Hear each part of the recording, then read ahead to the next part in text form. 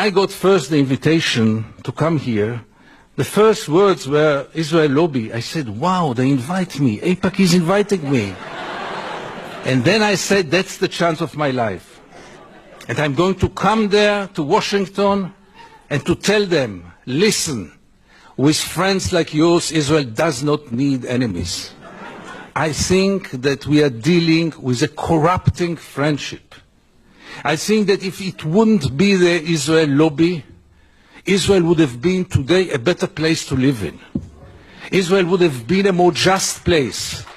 If it wouldn't be the Israel lobby, the United States would have been a better place and a more democratic place. Nothing can explain how administration after administration, legislators after legislators, are going in the very same way, which contradicts American interest in so many cases, which contradicts international law, human rights, moral value. It is very clear. Think about a relative of yours or a friend of yours who is, God forbid, a drug addict. There are two ways to deal with him. One is to supply him with money and he will go and buy more drugs. He will be very grateful to you. He will appreciate you. He will tell you, you love me, you are my friend, you are my best friend. The other way is to send him to a rehabilitation center. He will be so mad at you. But what is real care? And what is real love? And what is real friendship? And does anyone in this hall have the slightest doubt that Israel is occupation addicted?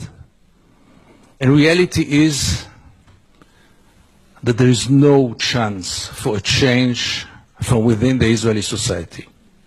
The Israeli society had surrounded itself with shields, with walls, not only physical walls, but also mental walls.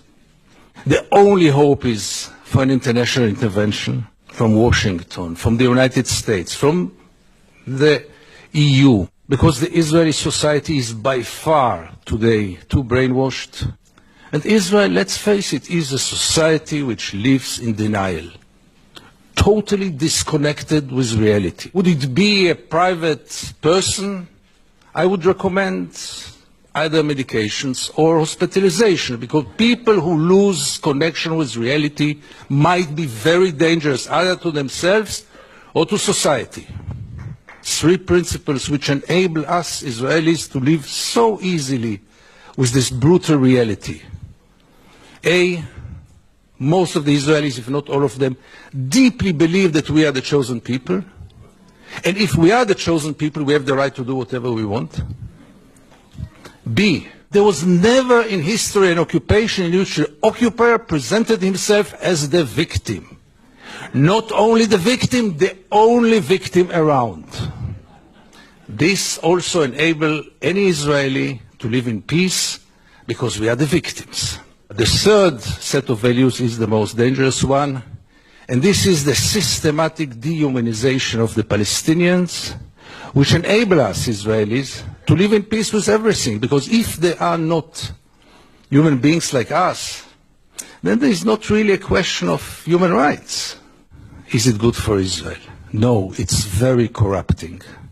Because as long as the United States enable Israel to continue, why would Israelis go for a change? What incentive? Why would they bother? Never was I so convinced that Israel and the United States are really sharing the same values. By the end of the day, we are dealing with two regimes which are very, very similar, with two regimes that have very little to do with democracy. By the late 80s, when I started to travel to the occupied territory as a journalist, when I realized that the biggest drama of Israel is taking place half an hour away from our homes, in our dark backyard, has almost no one to be interested in. All those crimes are taking place, and we Israelis, most of us, if not all of us, do not want to know, do not know, and above all, do not care. And it took me many, many years to understand how come. How come that this society lives for so many years with this drama in its backyard and feels so good about itself and has so little moral doubts, if at all? How is it possible? How is it possible that most of the Israelis are deeply convinced that the IDF is the most moral army in the world? Try to tell an Israeli, and I tried it once or twice, you know what, maybe it's the second moral army in the world. Maybe the army of Luxembourg is more moral. I don't know if Luxembourg has an army at all. They will be deeply offended. How can you dare?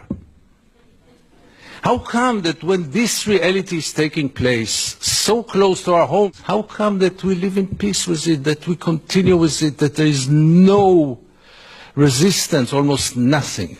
Can it be only this small group, as powerful as it is? Is it the full explanation?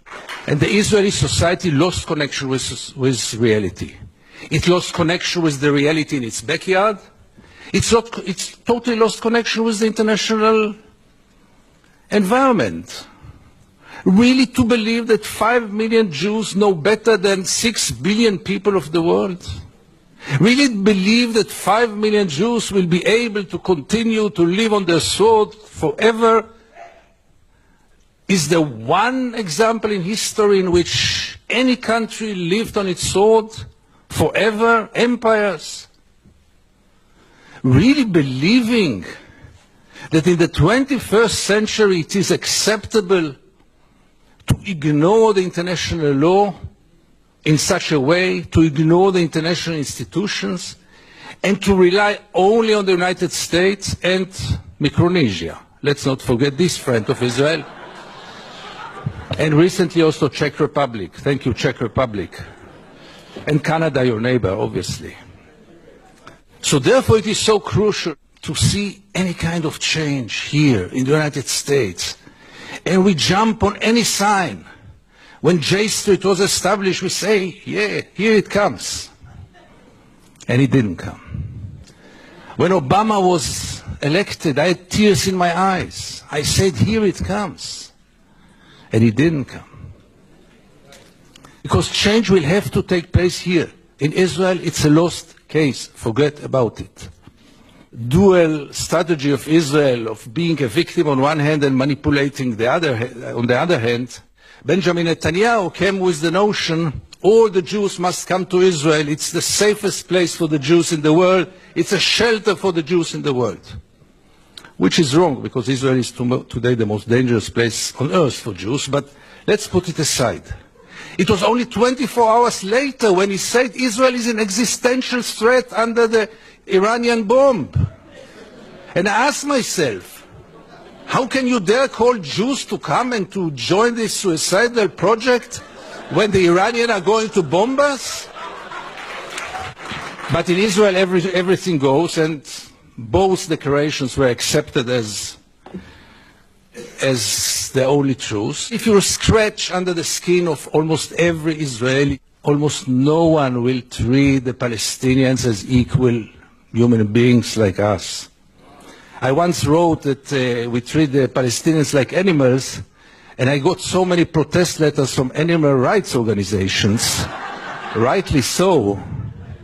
How many Israelis did ever try for a moment to put themselves in the place of the Palestinians for a moment, for one day?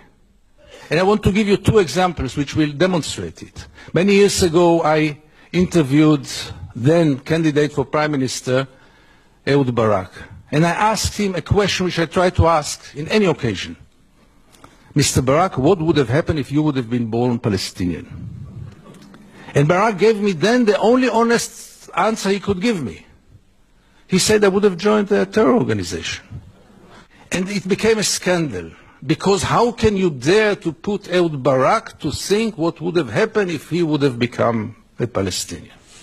And the second incident, briefly, Second Intifada, the city of Jenin, the most closed city in the West Bank, total siege. I go out from Jenin, I come to the checkpoint, a Palestinian ambulance is parking there with the red lights. I stand after him. No cars can get out of Jenin in those days. No cars can get in. And I wait. The soldiers are playing backgammon in the tent. Usually I know myself. It's better that I don't get into a confrontation with the soldiers because it always ends up very badly. So I stayed in the car. But after 40 minutes I couldn't take it. And I went out to the car. From the car, I went first to the Palestinian ambulance driver and I asked him, what's going on? He told me that's the routine. They let me wait 1 hour until they come and check the ambulance. And I couldn't take it anymore. And I went to the soldiers. It became a confrontation. But the question that I asked them, which really brought them to direct their weapons toward me, was one. What would have happened if your father would have been lying in this ambulance? This freaked them out. They lost control. How can I dare to compare between their father and the Palestinian in the ambulance? And this set of beliefs that they are not human beings like us enable us Israelis to live in so much peace with those crimes, ongoing crime for so many years, with losing any kind of humanity, values. I heard today people talk about Jewish values. I must be frank with you, I don't know what are Jewish values. I know what are universal values. Let's not get into it, really. There are very clear universal values. And there is a very, very clear international law. But for most of the Israelis, international law is very important. But not for Israel. Israel is a special case. Why is it a special case? And again, you get with all those set of values, with this living in denial. And here I want to get back to the topic of our panel. Is it good for Israel? No, it's very corrupting. Because as long as the United States enable Israel to continue, obviously the Palestinians are the first and direct, unbelievable victim of it. What will Israel be after all those years? What is it already today? Where does it direct to? And things are getting worse and worse. And therefore I have so little hope about change from within the Israeli society. Because things, as you might know, are going more and more to the nationalistic, militaristic, religious direction, with very little hope that change will come from within. Why would Israelis go for a change? What incentive? Why would they bother? Life is so good. You should have seen Israel in the days when Gaza was bombed, when the beaches were crowded, the helicopters were passing on their way to bomb Gaza. The Israeli TV hardly showed photos from there. Newspapers hardly wrote anything. I wrote one article about the responsibility of the pilots, and I needed to use bodyguards to get out of my home after this. The problem was, by the way, that the bodyguards were settlers, and they argued with me all day long until I saw that I'm much more secure without the bodyguards rather than with them. Israel, which has 3 regimes today, maybe the only country, the only state in the world with 3 regimes, one for the Jews, one for the Arab citizens, and one an apartheid regime in the West Bank and Gaza, one of the most brutal and cruel tyrannies in the world. I realized last summer that it is a democracy for its Jewish citizens, but only if they think like the majority. Few of us, very few, much too few, but few of us are looking to the West, Europe, and then United States, with a great hope, because we lost hope in Israel.